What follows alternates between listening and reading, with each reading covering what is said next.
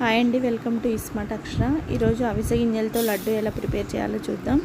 దీనికోసం 1 కప్పు అవిసె గింజలు తీసుకుంటున్నాను. వీటిని బాగా వేయించుకోవాలి. ఇవి వేగి చిటపటమని సౌండ్ వస్తూ పైకి లేస్తాయి కదా, అలా అయ్యే వరకు వేయించుకోవాలి.